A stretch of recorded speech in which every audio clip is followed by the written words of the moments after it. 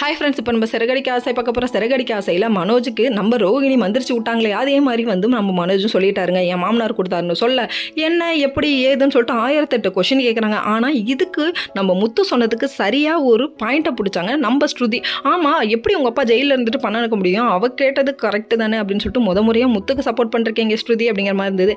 என்ன பண்ணுறது, வீட்டில் இருக்கிறது பூரா ஃப்ராடாகவே இருக்குது அப்படிங்கிற மாதிரி தான் இருக்குது. நம்ம ரோகிணி சொன்னதையும் மனோஜ் அப்படியே ஒப்பிக்காமல் சொல்லிட்டீங்க. ஓகே, என்னைக்காவது மாட்டோட இருடா அப்படின்ற மாதிரி நம்ம முத்து என்ன பண்ணுறாருன்னா தனியாக கூப்பிட்டு போய் அப்படியே கேட்குறாரு. எங்கே இவனை தனியாக விட்டா விளையாடிடுவோமோ நம்ம ரோகிணி பின்னாடியே ஃபாலோ பண்ணிட்டு வராங்க. உடனே பயங்கர ஹாப்பி. 15 லட்சம் கொடுத்தானோடனே அவ்வளோ ஹாப்பியாக இருக்காங்க. இதில் நாங்கள் பிஸ்னஸ் ஆரம்பிக்க போகிறோம் அப்படி இப்படின்னு சொல்லிட்டாங்க.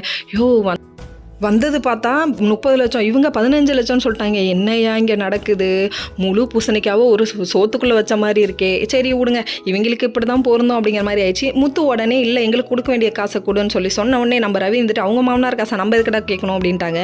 இதில் நான் பிஸ்னஸ் ஆரம்பித்து சம்பாரிச்சு உங்களுக்கு கொடுப்பேங்கிறாரு. ஆமாம் நீ நல்லா கொடுப்பேன்னு எங்களுக்கு நல்லாவே தெரியும் அப்படின்னு சொல்லிட்டாங்க. இதே சந்தோஷத்தோட வாங்க சாப்பிட்லான்ட்டு போய் உட்காராங்க. முட்டை குருமா பண்ணியிருக்காங்க நம்ம மீனா. இதை பார்த்த உடனே நம்ம ரோகிணிக்கு ஆங்குது. இப்பெல்லாம் நீ இருக்கலாமாமா, எல்லாரையும் எடுத்து வச்சதுக்கு அப்புறமா நம்ம ஸ்ருதிக்கும் ஒன்றும் புரியல, ரவிக்கும் ஒன்றும் புரியல, வேற தாங்கிறீங்க அப்புறம் எப்படி முட்டை கொடுக்கலான்னு சொல்லி சொன்னோடனே ஆமா இல்லை அப்படின்னு சொல்லிட்டு எடுத்துட்டாங்க.